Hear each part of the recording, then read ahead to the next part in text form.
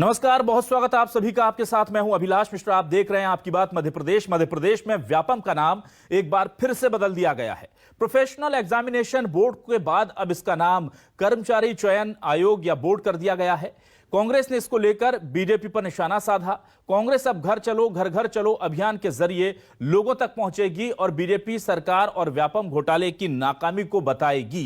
कुल मिलाकर के पहले व्यापम मामला नाम था, फिर पीईबी नाम कर दिया गया और अब कर्मचारी चयन बोर्ड नाम कर दिया गया है। तो जाहिर सी बात है कि इसे लेकर के कांग्रेस ने जिस तरह से रणनीति बनाई थी कि घर घर चलो अभियान के तहत हम व्यापम घोटाले को मुद्दा बनाएंगे, क्या वो दबाव काम आया? सरकार बार बार इस संस्थान का नाम क्यों बदल रही है? बहुत सारे सवाल हैं जिन पर होगी आज आपकी बात।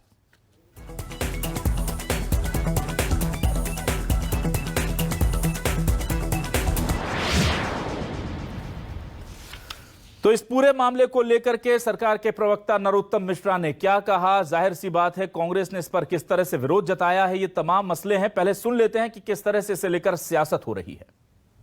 मध्य प्रदेश व्यावसायिक परीक्षा मंडल का नाम बदलकर कर्मचारी चयन बोर्ड करने का भी आज मध्य प्रदेश की कैबिनेट ने तय किया है। अब ये जीएडी विभाग, सामान्य प्रशासन विभाग के अंतर्गत काम करेगा। कांग्रेस के घर चलो प्रोग्राम के माध्यम से प्रदेश के नौजवानों को, प्रदेश के उन परिवारों को बताएंगे कि आप लोगों के साथ, आपके परिवार के साथ, आपके बच्चों के साथ भाजपा की सरकार और व्यापम के माध्यम से कैसे बड़े बड़े घोटाले हुए हैं। हम नौजवानों को जागृत करेंगे। कई नौजवान बेरोजगार अपनी उम्र शासकीय नौकरी की खो चुके हैं केवल व्यापम के घोटालों की वजह से। उनको उनका अधिकार नहीं मिला। हम उन अधिकारों की लड़ाई कांग्रेस के घर चलो प्रोग्राम के माध्यम से भी कर। व्यापम का नाम बदलने से भाजपा सरकार के पाप नहीं धुलेंगे। एक पीढ़ी का भविष्य खराब किया व्यापम के माध्यम से। सैकड़ों लोगों की संदिग्ध मौत हुई व्यापम के घोटाले को छुपाने के लिए। भाजपा सरकार कुछ भी कर ले, पाप नहीं धुलने वाले हैं। और साथ ही जब राज्य सेवा आयोग पहले से उपलब्ध है तो ऐसे में चयन आयोग बनाना ये भी एक अवैधानिक प्रक्रिया है। भाजपा सरकार भ्रष्टाचार करने के लिए नए नए तरीके ढूंढ रही है। व्यापम का नाम बदल के चयन आयोग किया जा रहा है ताकि भाजपा सरकार नियुक्तियों में भ्रष्टाचार कर सके। तो सियासत शुरू हो गई है, लेकिन क्या है? न्यूज 24 मध्य प्रदेश छत्तीसगढ़ के आज के सवाल, आपको सवाल दिखाते हैं। फिर बदला व्यापम का नाम, अब कांग्रेस की क्या रणनीति आ गई है काम? यह बड़ा सवाल है। क्या सरकार दबाव में आ गई? नाम बदलने से काम बदलेगा? अब रोजगार का नया रास्ता खुलेगा? क्या वाकई में काम भी बदला जा रहा है? हर सरकारी काम के पीछे सियासत, विपक्ष की बस क्या आरोप लगाने की है आदत? जो भी काम करेंगे उसे सियासी चश्मे से देखना जरूरी है क्या? एमपी में व्यापम को मिली नई पहचान, कांग्रेस बीजेपी में छिड़ गया घमासान।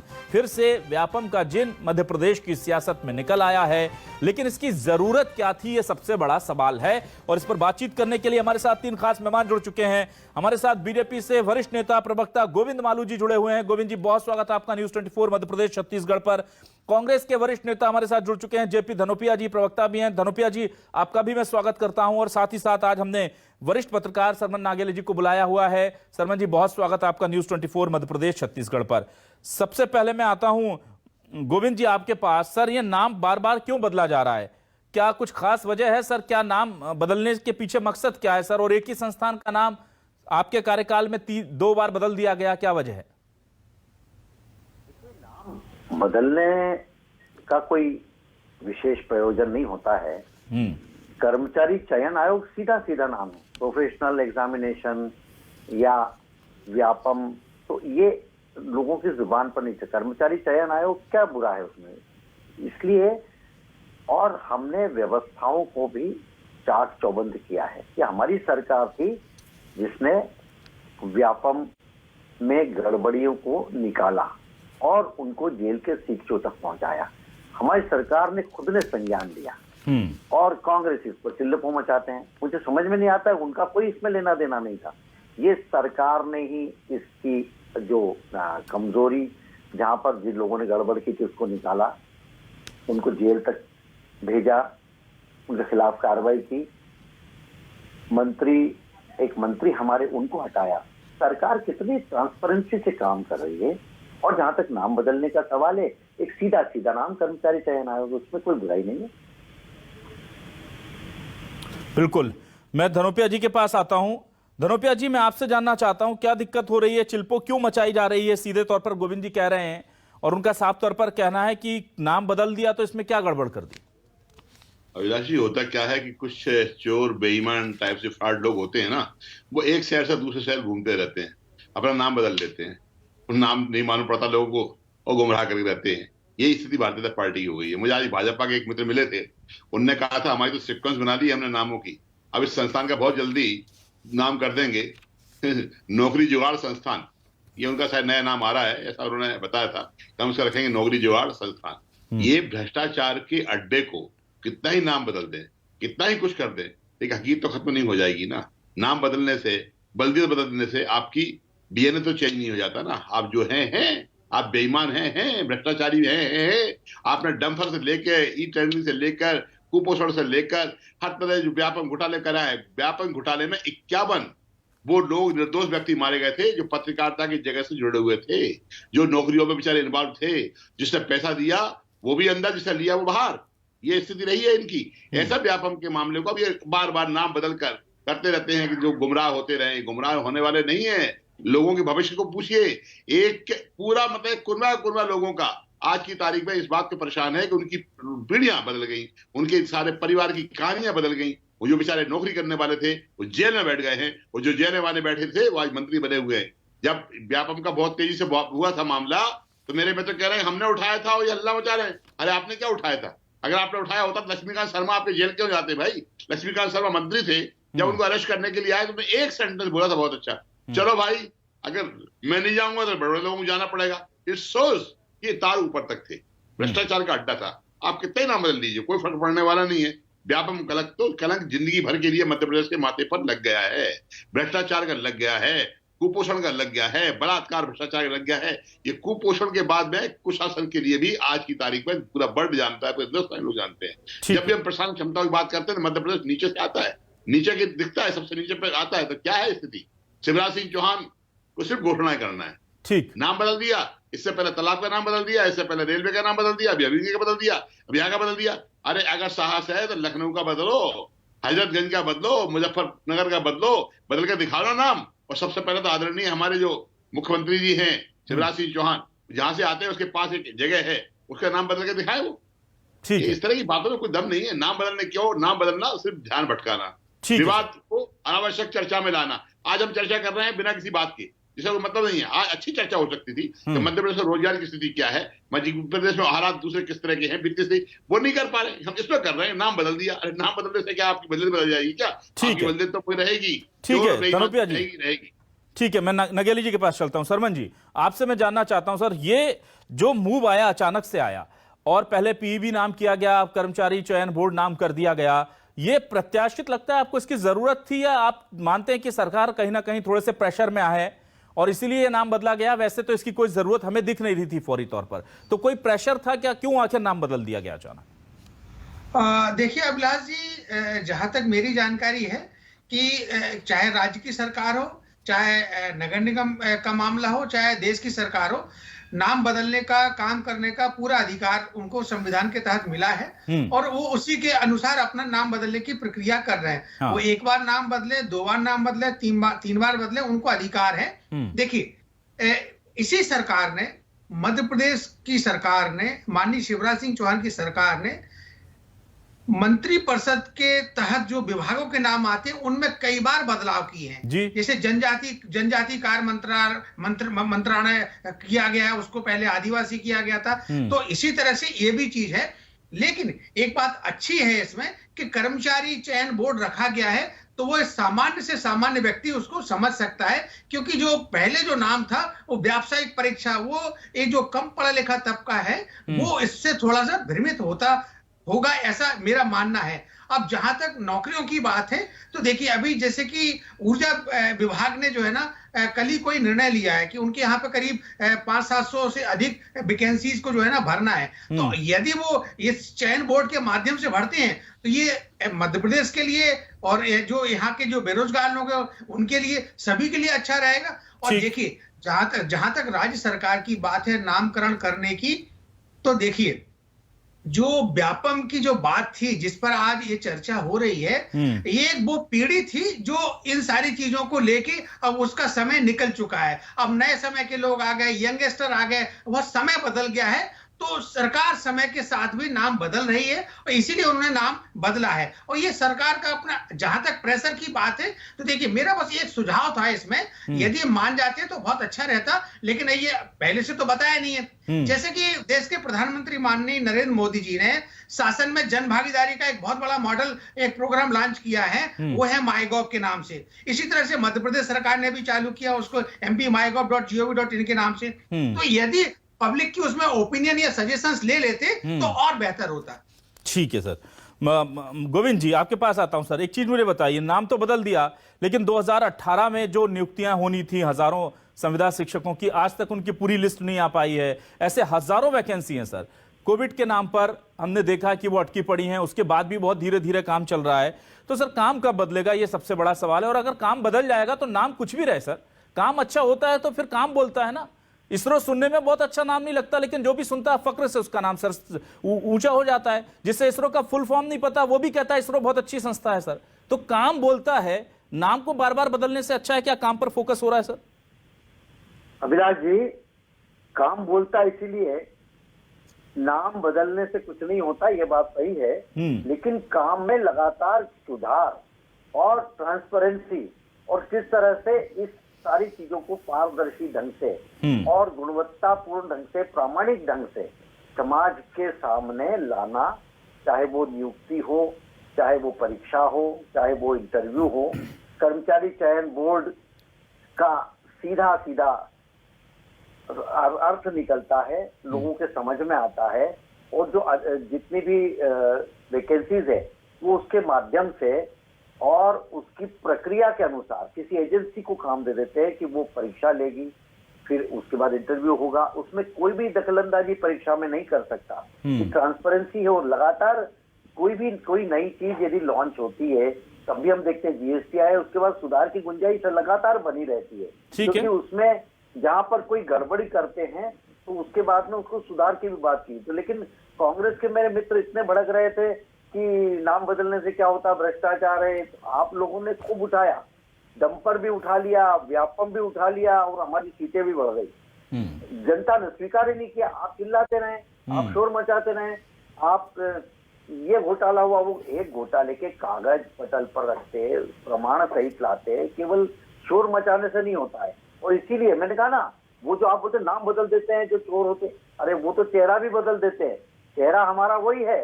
नाम बदलने की जहां तक बात है कि वो नाम नहीं बदला, मुजफ्फरनगर का नहीं, अलीगढ़ का, पूरे देश के बदले जाएंगे धनुपिया जी। जहां जहां भी हमारे मुगल कालीन और हमारे जो ऐसे चिन्ह होंगे, ऐसे नाम होंगे जो हमें गुलामी की, हमें पराजय की याद दिलाएंगे, हम उनको बदलेंगे और हम अलग जगाएंगे पूरे देश भर में अलग अलग सरकारों से कि वो भारतीय संस्कृति के अनुरूप, हमारी सभ्यता, सनातन सभ्यता के अनुरूप उसके ध्वनित हो उन महा चीजों से। इसलिए और ये लोग जल्दी स्वीकार करते हैं क्योंकि कांग्रेस ने तो 60 साल तक कुछ किया नहीं। अब कहते हैं आप करो, हम तो कर ही रहे हैं। हम इस प्रक्रिया को धीरे धीरे अंजाम तक ले जाएंगे। 70 साल आपने कुछ नहीं किया। प्रियंका गांधी थी, वाड्रा हो गई, उसको भी गांधी लगा रहे हैं आप। तो कभी ये नहीं कहते कि फिरोज गांधी की पोती थी वो, आप कहते हैं पंजाब की बहू, उत्तर प्रदेश की बेटी, ये बात कहते हैं। ये जो भ्रम पैदा करना है लोगों के बीच में, खूबी काम रहा है आजादी के बाद से जब से आप शासन में रहे हैं।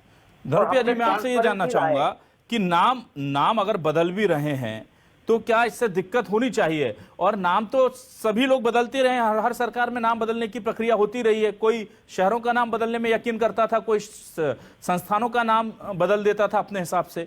तो नाम बदलने की तो जिसकी सत्ता होती है उसके पास पावर होती है। क्या कहेंगे आप?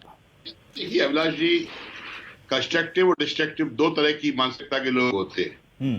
भारतीय जनता पार्टी जब से सत्ता में आई है 2014, उसके पहले की गिनती के दिन हुआ करते थे, तब से संविधान पर इन्होंने अटैक करना शुरू किया, संविधान को बदलने का प्रयास किया।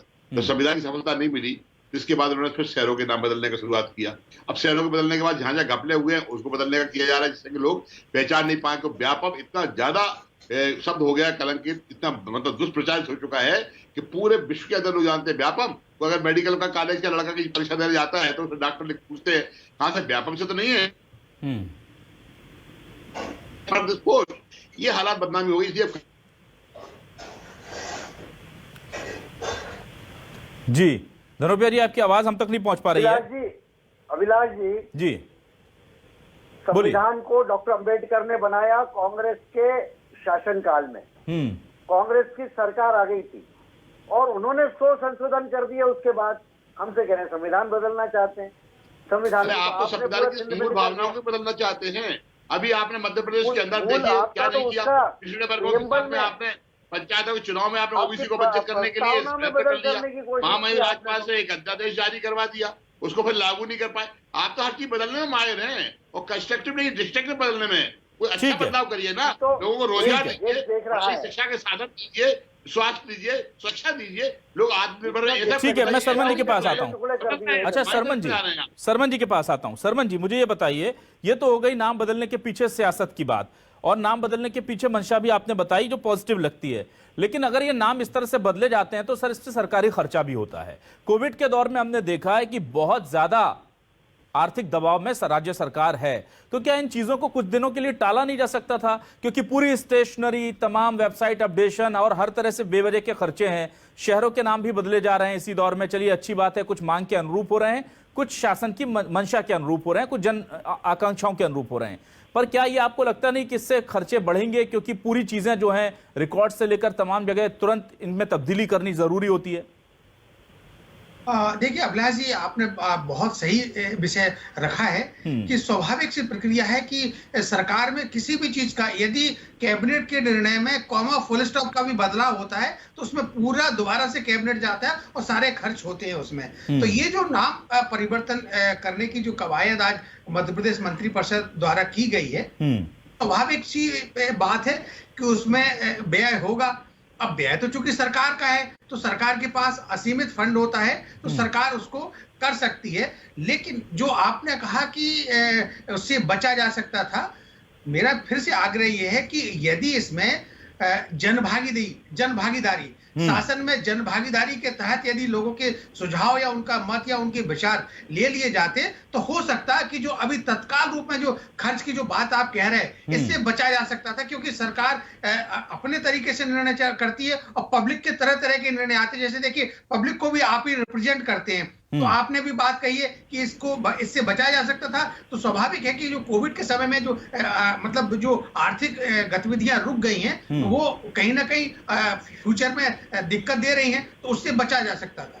ठीक है गोविंद नालू जी, ये सवाल मेरा आपसे भी है सर। देखिए, आप सरकार के पास पूरी पावर्स हैं और हम उसको चैलेंज नहीं कर रहा है, कोई नहीं कर रहा है, लेकिन अभी प्राथमिकताएं तय करनी चाहिए ना हमें। आप थोड़े दिनों बाद कर लेते जब चीजें, अब हमने अभी नाइट कर्फ्यू हटाने पर बात ही चल रही है। अभी हमारे चाहे वो संस्थान हो, प्रतिष्ठान हो, दुकानें हो, बाजार हो, रोजगार हो, तमाम चीजें पटरी पर नहीं लौटी हैं और हम लगातार एक के बाद एक ऐसे काम किए जा रहे हैं जिससे खर्चा सरकारी खजाने पर बढ़ रहा है। तो अभी हमारा फंड क्या आप नहीं ध्यान दे रहे हैं कि उसकी प्रायोरिटी अलग होनी चाहिए कुछ? देखिए, इससे कोई बहुत खर्चा बढ़ने वाली बात नहीं है। और ये जब ही उसकी पूरी कार्य पद्धति में जब बदलाव लाए हैं और उसका नाम बदला है तो कोई बहुत ज्यादा उसमें खर्चा होने वाला नहीं है। लेकिन ये खर्चे से बचने के कारण हम उसको कोई निर्णय न लें और निर्णय के तेजी हो जाए, ये मुझे समझ में नहीं आता है। मैं तो निर्णय ना लेने का मैंने कहा टाल सकते थे सर। मैं आपको एक एग्जांपल देता हूं। आप इंदौर से आते हैं मालू जी। हमने 2 दिन पहले ही इंदौर के एक बड़े विषय को लेकर के डिबेट की। वो डिबेट ये थी कि 2 साल से सर वहां पर बच्चों के लिंगानुपात में जो कमी आ रही है उसको लेकर जागरूकता के लिए जो फंड जाता वो नहीं गया। उसकी वजह से करीब 52 गांव इंदौर के, प्रॉपर इंदौर के 2 मंत्रियों के विधानसभा क्षेत्र के 52 गांव ऐसे हैं जहां पर लड़कियों की संख्या बहुत ज्यादा लड़कों से, बच्चों से कम हो गई और उसके बारे में अधिकारियों का साफ कहना है कि साहब 2 साल से हमें फंड नहीं मिला। तो सर प्रायोरिटी तो तय करनी पड़ेगी ना, थोड़ा थोड़ा पैसा दूसरी जगह से अगर हम यहां से बचाते तो उन बच्चों के लिए जरूरत होती। अब हमें जो जितनी मेहनत बीजेपी सरकार ने की थी लिंगानुपात ठीक करने के लिए, इंदौर जैसे जिले पर वो कलंक लगा कि नहीं लगा? तो थोड़ी सी हमको यहां पर संवेदनशीलता भी बरतनी होगी कि कौन से काम पहले करने और कौन से बाद में। देखिए अभिलाष जी, इसमें कोई करोड़ों रुपया का खर्चा होना नहीं है नाम वाम बदलने में या कोई स्टेशनरी में, और ये एक प्रक्रिया का हिस्सा है। बाकी जगह पर जब कई चीजें बाधित हुई इस कोविड काल में, कई जगह पर देखिए हमारी आप देखिए रेलवे की सब्सिडी या कई जगह उसको स्थगित किया गया है, तो वो अब चूंकि अब वापस पटरी पे आएगी जब ये गाड़ी पूरी, तब फिर से शुरू होगा। इसलिए कुछ जगह पर हो सकता है कि वो फंड न गया हो, लेकिन कुल मिलाकर सरकार के बाकी कामकाज यथावत चल रहे हैं। हमने हेल्थ सेक्टर में जो पैसा दिया वो पिछले कई सालों से कई गुना ज्यादा है।